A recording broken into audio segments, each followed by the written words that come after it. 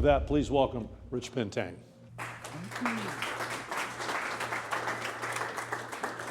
All right, well, good morning. And as Mark said, we're going to continue on with the Heroic Men theme.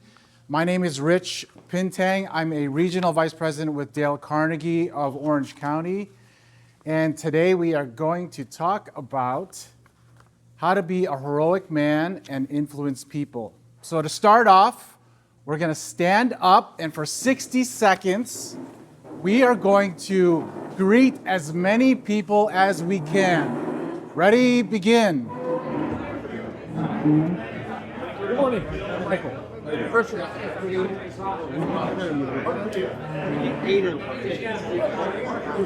here with the church as well?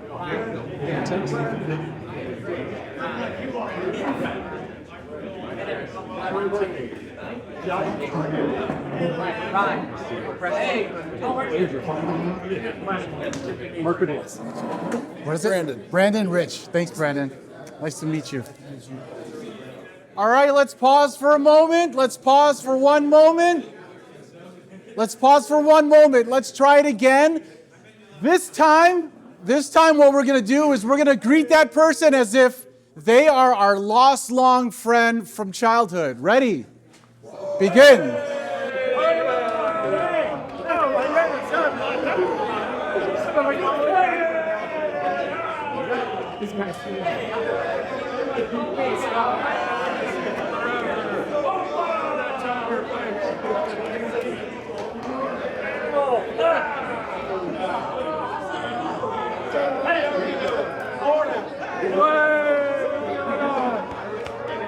You look great, man. You haven't changed a bit. Oh my gosh, I haven't seen you forever. All right, and that is time. Please take your seats. Take your seats.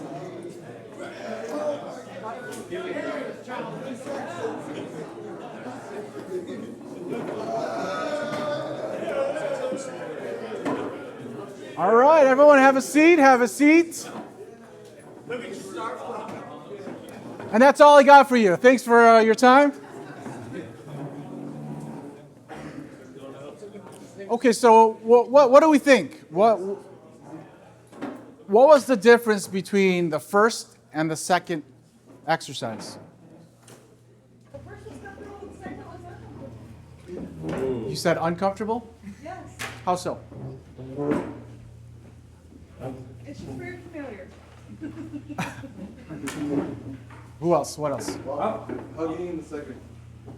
Hugging on the second, you said? Yeah. I'm the opposite. The second was more comfortable for me. Love hugging. How was it more comfortable?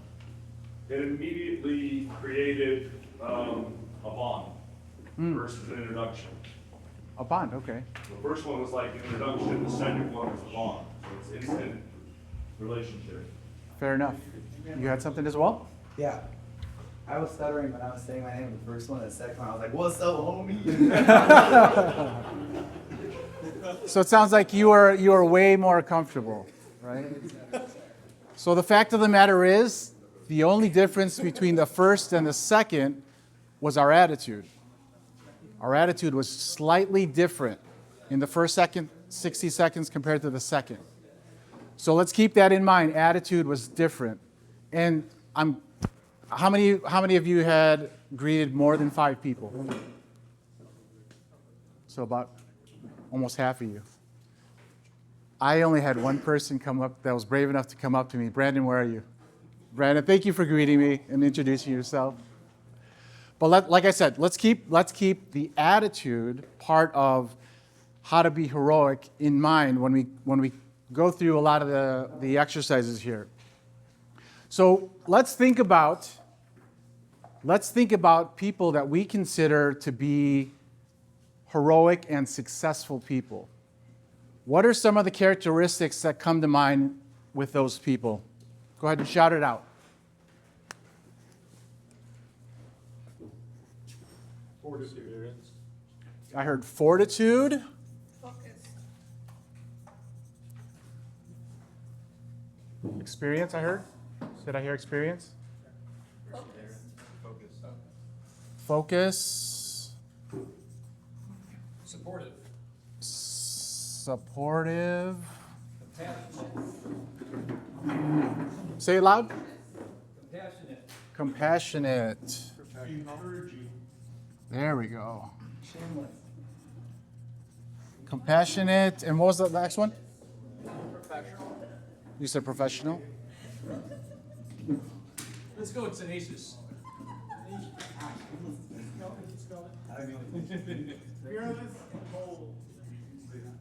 Tenacious, just so you guys know, spell check is broken on this, so just bear with me. Shameless, successful.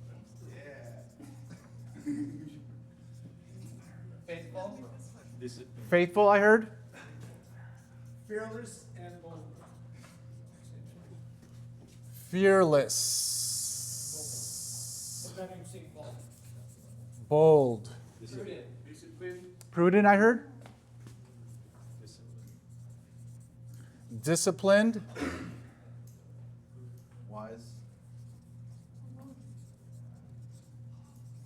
Wise. Confident. Hard work. Self-mastery. How about two more? Charity. Charity. Organized. One is temperate. Charitable, you said? Organized. All right, it looks like we got a good list here. Punctual. All right, last one is going to be punctual. So when we look at this list, we're going to categorize these into one of three categories. It's either going to be a attitude, a skill, or knowledge. So it's attitude, skill, or knowledge. Fortitude. What do you think fortitude would be categorized at? No wrong answers.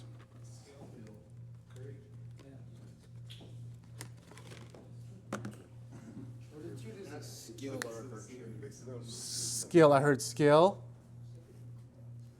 Focus.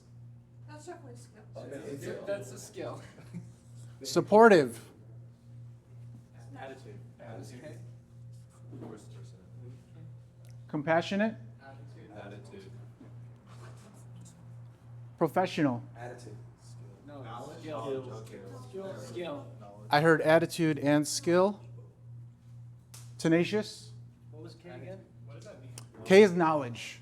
K is knowledge. You have to know how to be professional. That's a skill. You learn that we have to know how to do it first. What about tenacious? That's a skill. What does that mean? I think that's an attitude. Persistent. Stubborn. Think Mrs. Brown. Are we in agreement there with skill? I thought attitude. Attitude, okay. Never give up, never give in. Shameless. Attitude. Faithful. Yeah. Attitude. And knowledge. Yeah. Fearless.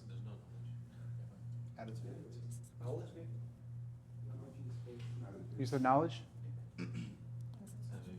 Bold. Attitude. Prudent. Disciplined. Skill. Skills. Wise. Confident. Attitude. Hard worker. Attitude. Self-mastery. Attitude. Skill.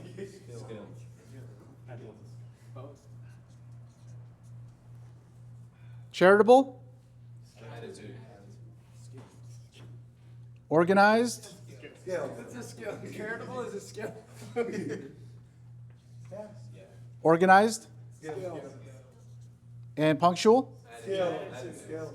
Skill. Attitude and skill and knowledge. You have to know what time to be there. All right, so what we'll do here, we got an awesome list here, by the way.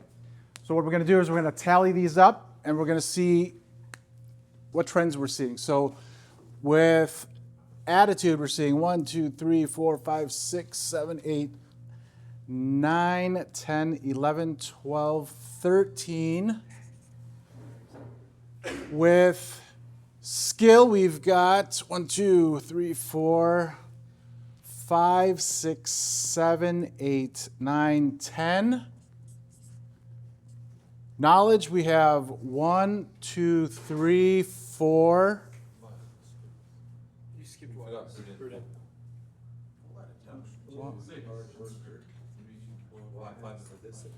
One, 2, 3, 4, 5, 6. All right, can you guys see that okay?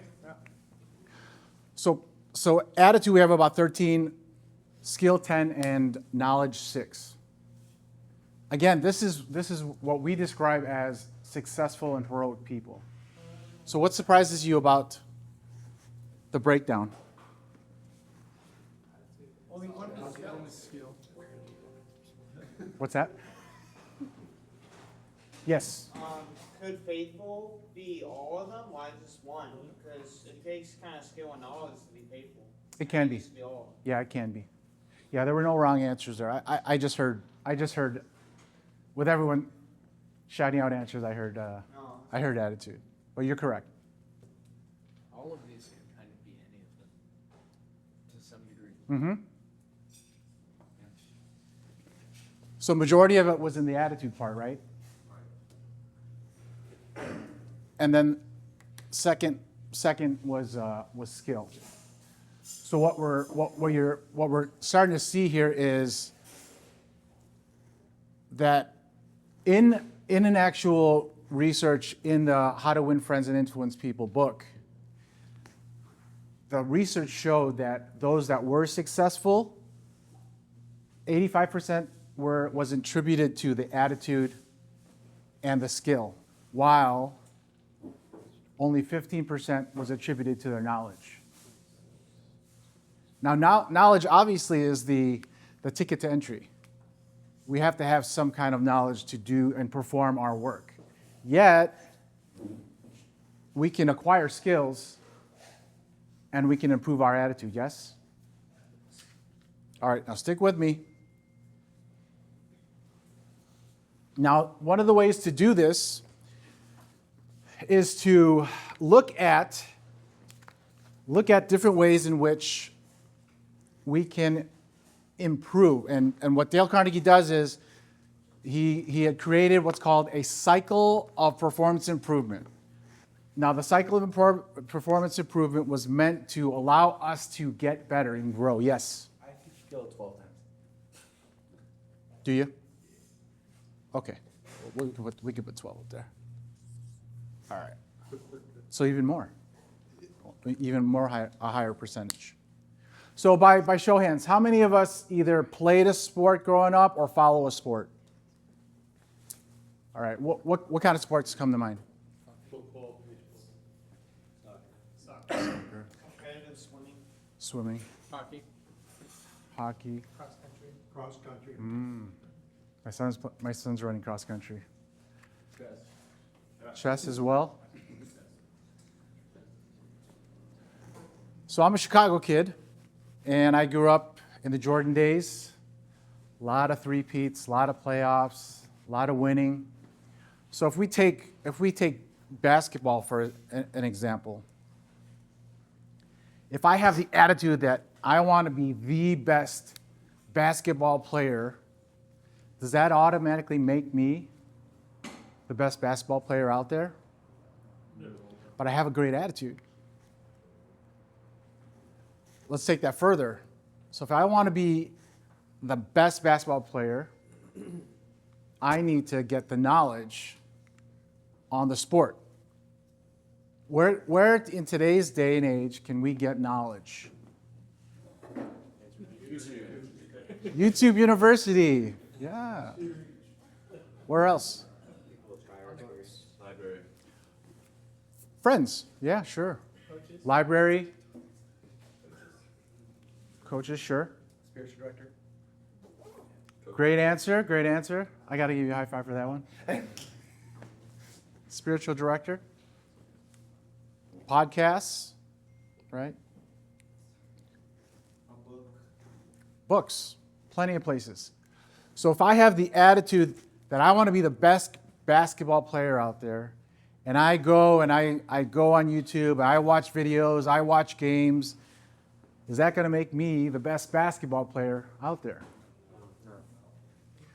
So what typically happens is we run into what's called the knowledge trap. This is typically why when we make New Year's resolutions, we run into a wall January 15th and kind of toss it out the door and say, well, I tried. So to take it even further, we need to practice. Practice, because practice makes what? Practice makes practice. Actually, Dale Carnegie believes practice makes permanent. So, for example, if you've ever seen Charles Barkley's golf swing, he has to fire his golf coach because his swing looks terrible. So, thus we say practice makes permanent. If you practice properly with the right feedback with a good coach, you'll incrementally get better. So now that I have the attitude, I have the knowledge, and I'm practicing, then it becomes a skill. That's when we can get feedback, we can start to get more accountability, and then we can get support so we can get better. How many of us watched how many of us planned on watching the Olympics or watched the Olympics? I'm in your shoes. So the reason why world records get beaten is because they find ways to get a little bit better. And that's why it's considered a cycle. Does that all make sense? Questions before we move on? Yes? So does practice also make a professional? It depends on how you look at professional, but if anything, it's the journey to getting better. It's the growth, right? And the key word there is improvement, yes? So if it's a cycle, which one is number one? Oh, good question. So what you can realize is, let's say you start on the skill side. Let's say professionally, I need to know how to be proficient at Excel. The odds are Excel is the skill that you need to be able to work on, but I still have to go back to, do I have the desire to learn those formulas? Maybe, maybe not. So eventually you'll still make your way around, but great question. All right. Now, Dale Carnegie wrote a book, How to Win Friends and Influence People. How many have read that book? About 20% of y'all. And by the way, if you guys want copies of the slideshow, I can send it to you electronically, just for your own sake. But in the book, How to Win Friends and Influence People, he develops 30 principles that are meant to help us connect on a higher level with those around us, specifically so we can be more heroic in whatever situation we're in the workplace, in our family, in our organizations, in our clubs, in our apostolates, no matter where we are.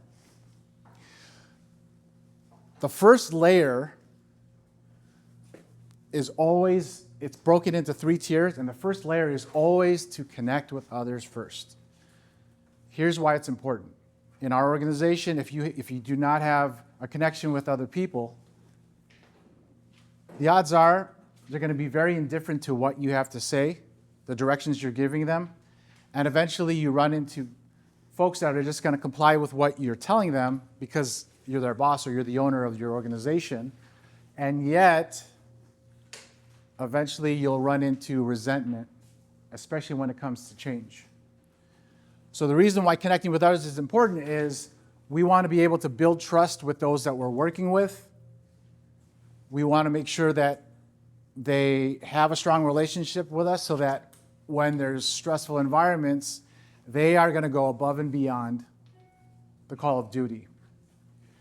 The second layer is to enhance teamwork. If you have a good relationship with them and you enhance your teamwork with your folks, what we'll find is they'll comply with you because you are their manager per se, but at the same time, getting their cooperation and having accountability is a huge part of being able to move the ball forward, especially with today's workplace. We're just doing more with less. And then lastly, once you've gotten that teamwork, then we can influence change. One of the things that always comes up at the parish level is that there's always changes occurring, whether it's the head priest or it's someone leading a different ministry or a different way of doing things, and that can be frustrating. But yet, if you take the time to connect with others, you enhance your teamwork with the folks that you're working with, then we can really start to influence change and demonstrate that to our leadership and continue to build on our success. Make sense? Yes. All right. Now, to be more heroic, we want to start with the first layer that we just saw. And that is how do we connect with others on a deeper level? So at your tables, in groups of 2 or 3, discuss with those around you what of these 9 are the most challenging for you. At your table group, which of those is most challenging for you? Okay, you guys are gonna read this for me because I don't have it. And that's what it's all about, right? Yes. Because like the way I saw All right, that's time. So what did we come up with? What was the most challenging for you? Go ahead. I don't know how to listen. So what number is that? 7.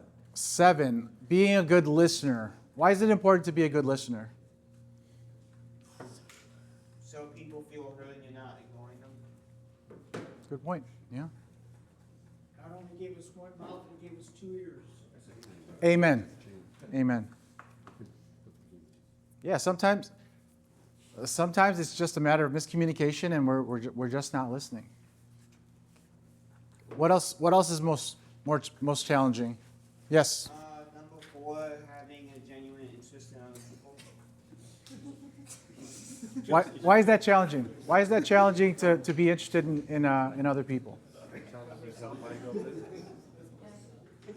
Sometimes you just want to mind your own business. Yeah, sure. Trust. So conversely, how does it feel when someone's really interested in your story? Good, except the fact that I have to talk a lot.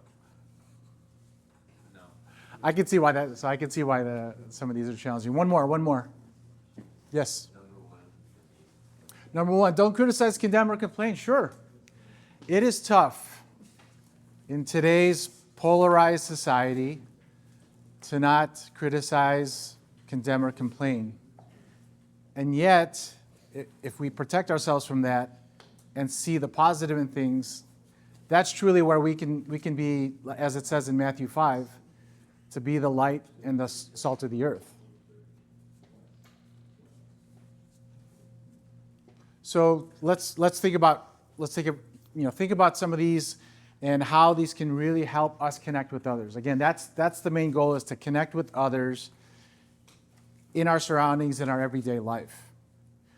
So the second part of the second tier is on how do we enhance teamwork. So when you look at enhancing teamwork, there are another set of principles here.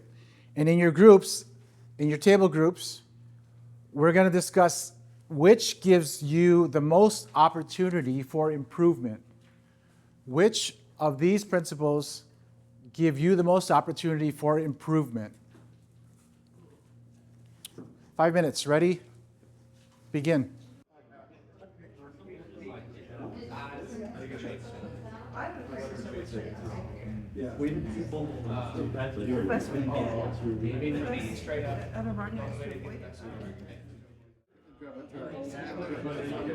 The only way I go.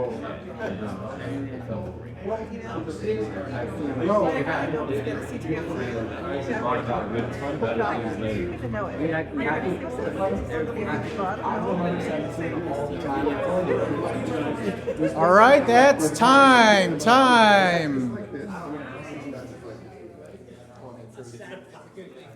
All right, what did we come up with? Which one gives us the most opportunity for improvement? Yes. So I was telling my group that I try. Right here, guys, right here. Right up front. So I was telling my group that I try too much to see stuff from other people's point of view. I don't have my own perspective. It's like reverse of 17.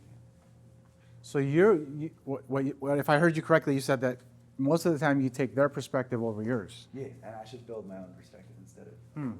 Or you're still formulating your perspective. What else came up? Which one gives you the most opportunity for improvement? Yes. Personally improving. What's that? Personally improving. Improving in communication or personally improving? You say improving. The most opportunity to improve if you used it. What did we discuss at the tables? Yes. Isn't number 18 being sympathetic with the other person's ideas and desires? Sure. We're not always sympathetic with where someone's coming from, and yet if we're a little bit more open-minded, just like we don't like to be judged, and yet we're so quick to judge someone else based off of them sharing their perspective. So yeah, sure, good point. Being more sympathetic. Yes. Indirectly, we talked about number 19 and appealing to someone's nobler motives. It's all about becoming more sincere, authentic in our communication. Authentic, genuine comes to mind. Sure. Sometimes we just want to win the battle, and yet we understand that we have to win the war. Yes? What does number 10 mean? The only way to get the best of an argument is to avoid it. How many of us are married?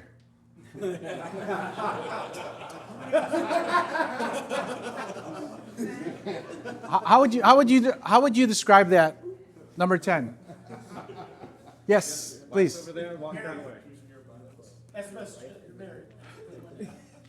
No, you do not want to get involved in something that no one's going to win at. Because even if you win, you lose. We always marry up. You know how they say turn the other cheek? Sometimes that's the best way to go. If you can figure out a way to de-escalate a situation and avoid the argument in the first place, you probably saved yourself quite a bit of energy that would be wasted on futile efforts. Yes. To dovetail back to that, there's a 10-year-old book out called Confessions of Father Pio Vianney, and I read the quote, Christ has appointed every man the dignity of every woman. And I took that to heart. That's something we need to take to heart. Most of us are guys in there. Ladies, you're sworn to secrecy, but no. Listen to that one more time. Christ has appointed every man the dignity of every woman. Amen. And this goes to the same issue with arguments, battles that we'll never won, especially when you're in a marriage situation. Because the lady is always right. And that's where pride will rear its ugly head. Because I'm right, they're wrong, and they don't understand me. When in reality, it's a misunderstanding. Yes? How do you practice principle number 10 without being condescending? Very, very carefully. What we tend to see is that there are a lot of blind spots. There's, like, for example, we live in a very virtual world. So many of us are managing employees on a virtual level where we don't get to see body behavior. But there are certain things that we have to do in order for us to really be empathetic, to be compassionate, to be good listeners, to confirm that we're hearing something. So, for example, if you're telling me something and I'm like this, does that look like it's very open? If you had to go to customer service and they were looking like this, you tell me how comfortable you feel. So I guess the long and short of it is, it's more about being aware that you're being tested, as opposed to what do? I know I do.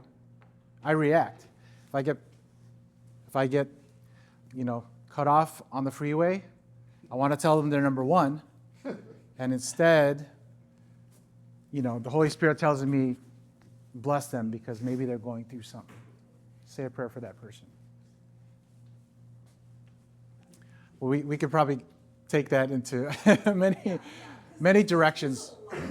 Yes. What situation are you thinking of? Well, I'm just thinking like that's a passing situation, but if something's affecting you directly and it's affecting your livelihood or an issue with your spouse or whomever you brought up marriage, then sometimes those discussions need to be had. Sure. And those argumentations need to be done. And as Bishop Barron says, we've lost the ability to have an argument, correct? Correct. And if you think about the first tier is how do we connect? How do we build a relationship?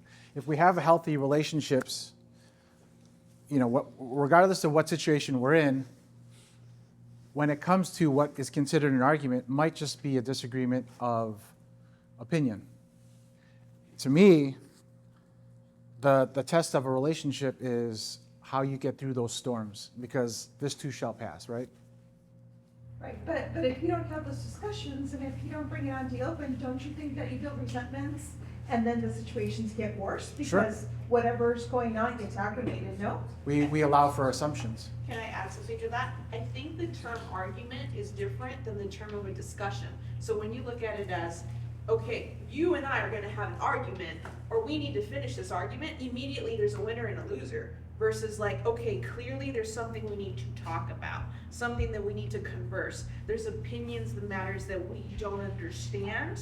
Let us go ahead and understand each other versus let this be a you versus me kind of moment. So yeah, so talk it out, absolutely. Have those conversations, share the different opinions, but not from a perspective of like, oh yeah, this is my opportunity to one-up you or to show you that you're wrong. Right.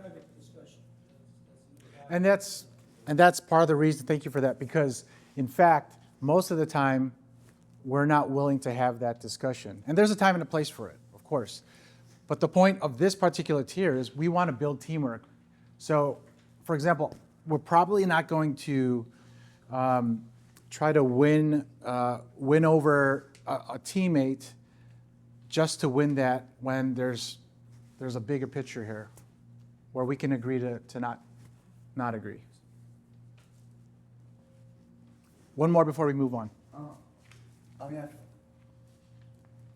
was thinking for number 10, I was sort of comparing it with the technique that you have when you're on fire, because you duck, roll, and get away. Mm-hmm. You don't want to stay in an argument. If you can get away, escape. Right. If you can't, then you have to face them head on. Well, being agile enough to exchange and communicate with each other when, let's face it, we do a lot of communication, one-way communication through email, text. It's when you look at that, it's just black and white. It can be interpreted in so many different ways. How many of us have sent a text out and said, I shouldn't have sent that? We've all done it. And you can't take that away, which is why we're like when you read in Proverbs, it says specifically, be very careful with what comes from the mouth, because we are the breath of life. So as we start to turn the corner, as we're reaching time, I wanted to touch the third, and that is influencing change. How can we influence change and be more heroic in the positions that we're in? In these last 10 from 22, well, from 22 to 30 in your books, which one of these have we seen violated in our recent past? Which one of these have we seen violated in your table groups?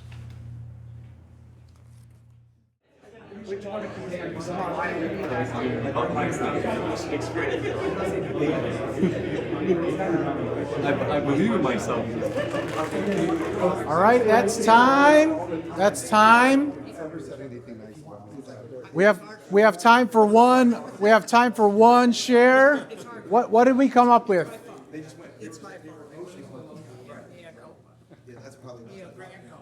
What did we come up with here? Where did we see one of these particular principles violated? Yes. Number 22. We had a meeting the other day all together, and I'd say it was fairly constructive, but it was just focused on what we don't like about each other, and we didn't first start with what we do like about each other. That's one of the to that point is that sets the tone of the meeting, right? Which is probably one of the reasons why a lot of meetings will start with, hey, let's all start with one win, something positive. Otherwise, the opposite can happen is it becomes a session where everyone's complaining about it, right? Okay, good. We got to wrap up.